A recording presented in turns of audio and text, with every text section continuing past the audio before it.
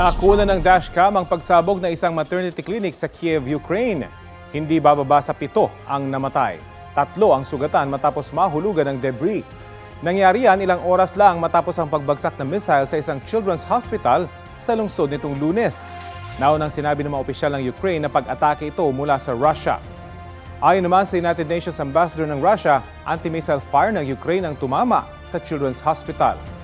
Sa Russia, nasunog ang isang energy facility kahapon matapos tamaan ng drone strike. Isa ang nasawi. Sabi ng Russia dahil yan sa sunod-sunod na airstrike ng Ukraine. Hindi pa naman ito kinukumpirma ng Ukraine. Kapuso, alamin ang maiinit na balita. Bisitahin at mag-subscribe sa GMA Integrated News sa YouTube. Sa mga kapuso abroad, samahan nyo kami sa GMA Pinoy TV at sa www.gmanews.tv.